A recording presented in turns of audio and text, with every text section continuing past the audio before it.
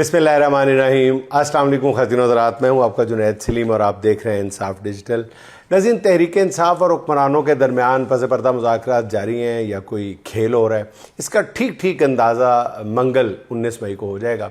गुज़िश्ता मंगल को वज़ीर आला सुहेल अफरीदी ने अडयाला से वापस जाते हुए कहा था कि अगर आइंदा मंगल तक इमरान खान को हस्पताल मुंतकिल ना किया गया तो वो अडयाला आकर सख्त रद्द-ए-अमल देंगे।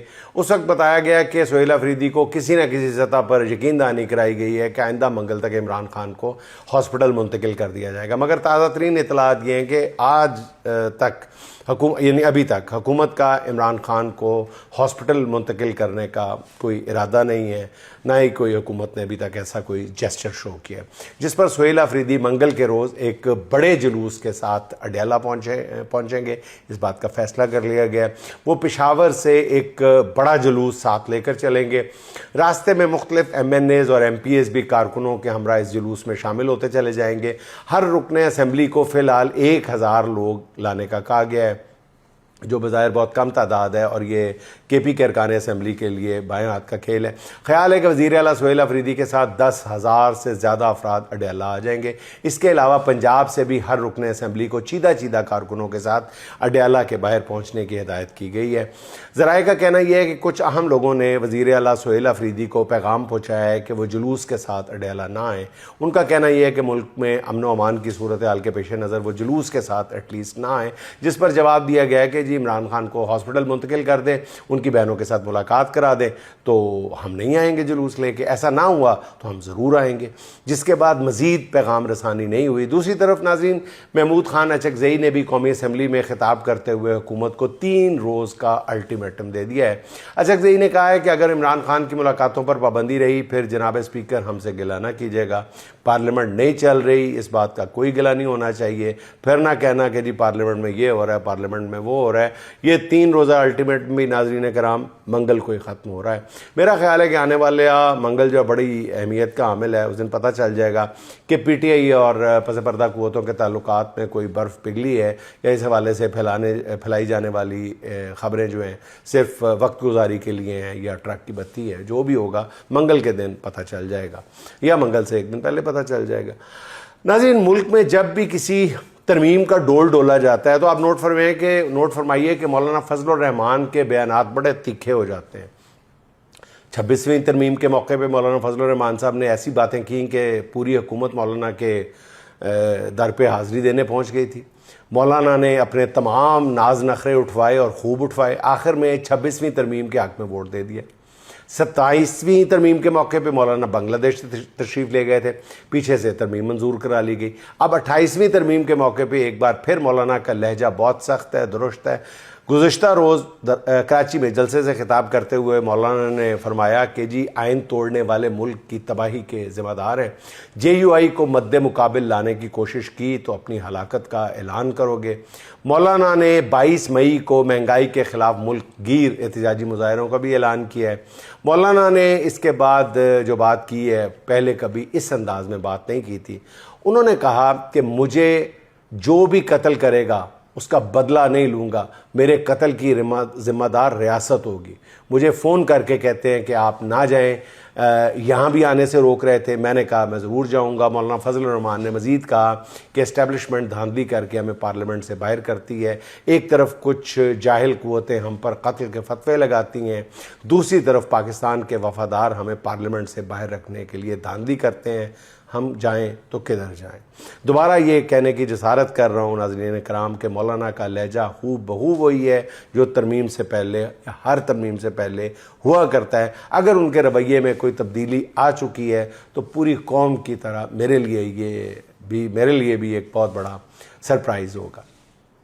अच्छा नाज़रीन, 28वीं तरमीम का ज़िक्र चला है तो उसमें आज का जो वज़ीर कानून है, वफाकी वज़ीर कानून आज़म नज़ीर तारड़ साहब, उनका बयान बहुत अहमियत का हामिल है। उन्होंने 2 टोक अंदाज में कहा है कि 28वीं तरमीम के आसार नज़र नहीं आ रहे। अब अगर उनका पूरा बयान सुना जाए तो ही मैं कोई तबसरा कर सकता हूं कि क्या मंजूर कराए जाने के में कोई मुश्किलात दरपेश हैं या 28वीं तरमीम पेश ही नहीं की जा रही, ये वजाहत नहीं हो रही इस जुमले से। मैंने भी फ़िलहाल टीवी का टिकर ही देख के आपकी खिदमत में अर्ज़ कर दिया है। और साथ उन्होंने फरमाया कि इत्तेहादियों से इत्तफाक हो गया तो तरमीम आ भी सकती है, लेकिन साथ ही उन्होंने फेस सेविंग के लिए ये भी कह दिया है कि जी वफाक को चलाने में काफ़ी सालों से मुश्किलात तो पेश आ रही हैं, यानी 28वीं तरमीम की दरपर्दा हमायत भी कर दी है। अब उनका ये कहना कि जी आसार नज़र नहीं आ रहे, इसका मतलब है कि मुस्तकबिल करीब में या बजट से पहले शायद ये डोल ना डाला जाए, यही कहा जा सकता है। लेकिन आज़म नज़ीर तारड़ साहब को तो ख़ुद शायद अभी ना पता हो कि 28वीं तरमीम है क्या, ये आने वाले दिनों में बहरहाल 2-4 दिन में पता चल जाएगा। अच्छा नाज़रीन, वज़ीर आज़म शहबाज शरीफ जो भारी पत्थर सीने पे रख कर पेट्रोलियम मसनूआत की कीमतों में भारी इजाफा करने के आदी हो चुके हैं, गुज़िश्ता रोज़ उन्होंने इस पत्थर को अपने सीने से हल्का सा सिरकाया है और पेट्रोल और डीज़ल की फ़ी लीटर कीमत में पूरे 5 रुपए की कमी कर दी है। कौम को मुबारक हो कि अगले पूरे 7 दिन उन्हें पेट्रोल अब 409 रुपए या इससे कुछ ज़्यादा मिलेगा।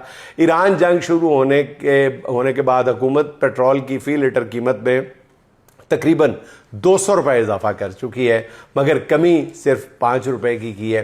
5 रुपये कमी के साथ हुकूमत ने भारी दिल के साथ एक और फैसला किया है, जिसने IMF को बताया है कि आइंदा माली साल के दौरान बिजली के बिलों और पेट्रोलियम मसनूआत में दी जाने वाली हर तरह की सब्सिडी ख़त्म कर दी जाएगी, जिसके बाद आइंदा माली साल पेट्रोलियम लेवी की मद में अवाम से 1727 अरब रुपए वसूल किए जाने का इम्कान है।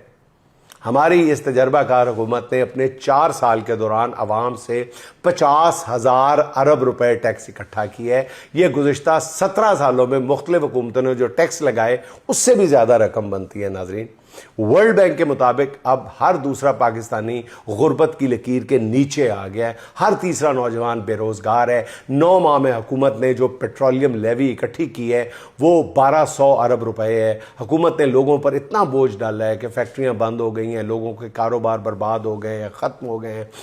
आम आदमी को छोड़े ताजरों की चीखें बुलंद हो रही हैं। उसकी एक मिसाल नून लीग के सपोर्टर और अंजुमन ताजरान ज़िला उकाड़ा के सदर शेख रियाज है, जिन्होंने गुज़िश्ता रात प्रेस कॉन्फ्रेंस के दौरान कहा कि रब्बे काबा की कसम खाकर कहता हूँ कि दुकानदारों से 4-4 महीने का किराया नहीं दिया जा रहा।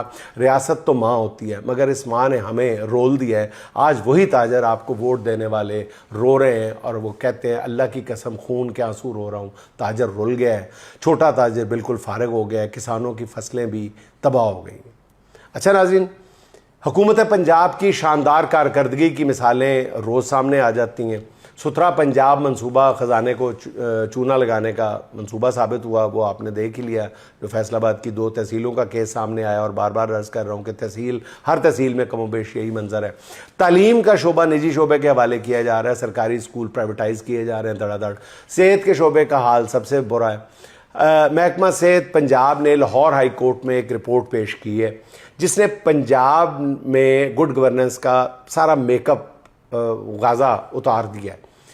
महकमा सेहत पंजाब के मुताबिक गुज़िश्ता साल 2025 में पंजाब में कुत्ते के काटने के 3.25 लाख वाक़यात रिपोर्ट हुए हैं। सूबे में गुड गवर्नेंस का अंदाज़ा इससे लगाएं कि रोज़ाना तकरीबन 900 लोगों को कुत्तों ने काटा और यह सिलसिला अब भी जारी है। साल 2026 के पहले 3 माह के दौरान तकरीबन 39,000 अफराद को कुत्तों ने काटा, जिससे पता चलता है कि पंजाब में निचली सतह पर बदइंतज़ामी के तमाम रिकॉर्ड टूट चुके हैं। कुत्ते के काटने के सबसे ज़्यादा वाक़यात DG खान में पेश आए, मगर ऐसा नहीं है कि बड़े शहर इससे महफूज हैं, बिल्कुल नहीं। फैसलाबाद, मुल्तान, रावलपिंडी, लाहौर में भी आवारा कुत्तों के काटने से हज़ारों लोग ज़ख्मी हुए हैं। एंटी रेबीज़ वैक्सीन ना होने की वजह से इलाज में पेश आने वाले मसाइल वो एक अलग दास्तान है, एक अलग विपता है। लाहौर हाई कोर्ट ने इस मामले पर हुकूमत से जवाब तलब किया। हुकूमत का मुमकिन जवाब यही हो सकता है कि जी मुल्क की बका के लिए दिन रात PTI के कारकुनों की पकड़ दकड़ में मसरूफ़ है, जब इस ज़रूरी काम से फुर्सत मिली तो वो आवारा कुत्तों का भी सद्देबाब कर लेगी। अच्छा नाज़रीन, मीडिया पे कई रोज़ से अनमोल और पिंकी का ही शोर है।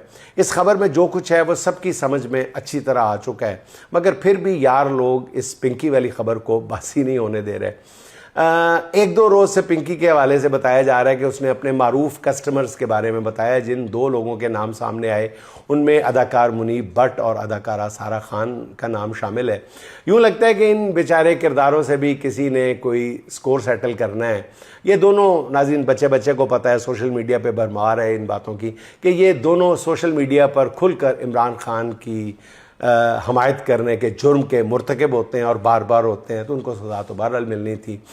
बहरहाल पिंकी के मामले में एक तब्दीली महसूस की जा रही है कि पिंकी को ये पता चल चुका है शायद कि उसने जो फ्रेंडली खेल शुरू किया था वो इंतखाबी मोड में दाखिल हो सकता है, बल्कि उसे कुर्बानी का बकरा बनाए जाने के साथ न जाने किस किस का इंतकाम लिया जा रहा है। उसे आज कराची के मलीर कोर्ट में पेश किया गया तो उसका सर कपड़े से ढांपा हुआ था, मगर जैसे ही वो हात्ता अदालत में पहुंची उसने कपड़ा हटाकर ज़ोर ज़ोर से चिल्लाना शुरू कर दिया और उसने कहा कि मुझे जिस घर से गिरफ़्तार किया गया वो मेरा नहीं था।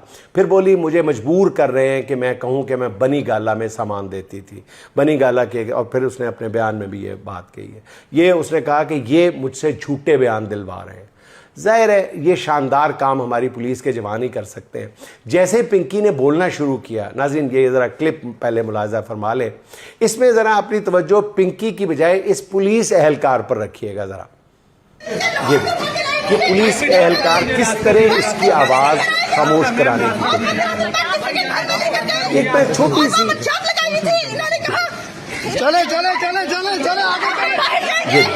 ये पुलिस के एहलकार किस तरह उसकी आवाज खामोश कराने की कोशिश। रास्ता छोड़ो भाई, एक मैं छोटी सी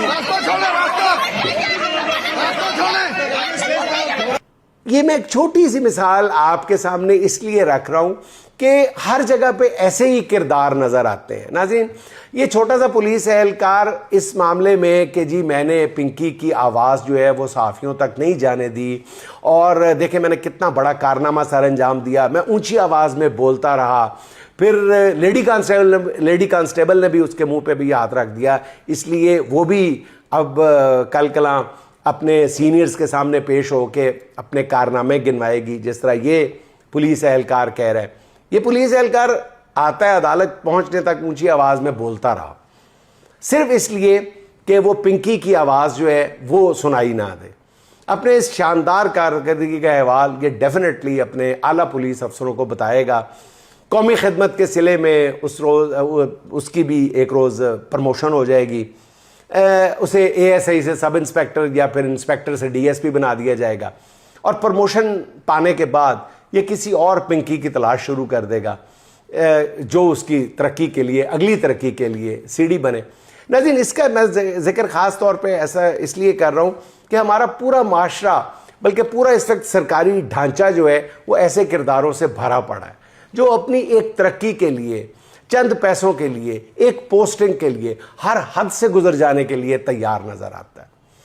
अच्छा नाज़रीन, सफारती महाज पर पाकिस्तान की बेमिसाल कामयाबियों का जिक्र तो किया जाता है, मगर अक्लमंदी इसी में है कि अपनी सफारती नाकामियों पर भी न सिर्फ बात की जाए बल्कि कोशिश की जाए कि यहाँ भी कोई ब्रेक थ्रू हो सके। ईरान जंग के दौरान और उसके बाद यूएई का मिजाज एक बदलता हुआ, बिगड़ा हुआ मिजाज एक बड़ा मसला बन के सामने आया है। गुज़िश्ता चंद माह में पाकिस्तान के अरब अमारात के साथ ताल्लुकात में जो सरदमोरी आई है वो अब तशवीश की हदों को छूने लगी है। गुज़िश्ता रोज़ नरेंद्र मोदी ने अरब अमारात का हंगामी और मुख्तसर दौरा किया।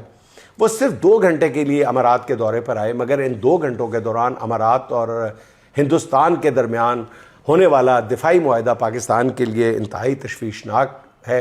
इंटरनेशनल मीडिया के मुताबिक इस मुआहदे के 11 मुख्तलिफ पहलू हैं, जिनमें दिफा के साथ साथ इक़्तिसादी ताउन भी शामिल है। अमारात फौरी तौर पर भारत में $5.5 अरब की सरमायाकारी करेगा। दिफाई माहिरीन का कहना है कि भारत और अमारात में दिफाई मुआहदा पाकिस्तान और सऊदी अरब में होने वाले दिफाई मुआहदे का जवाब है, रद्द अमल है।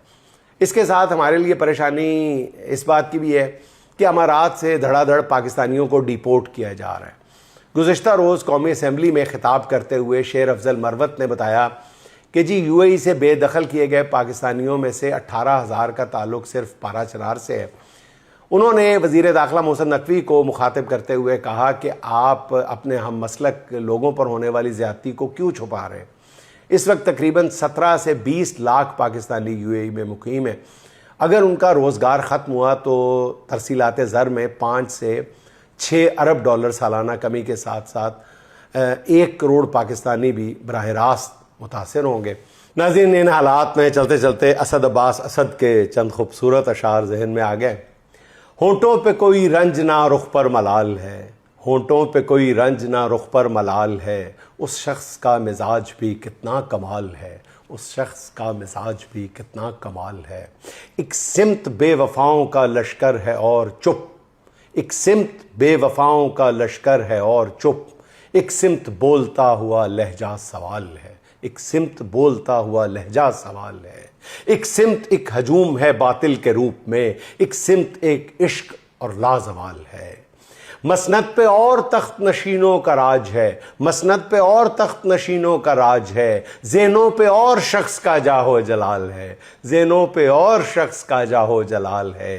हुस्नो जमाल है रुखे जाना पे इस कदर, यारो उसे करीब से तकना महाल है।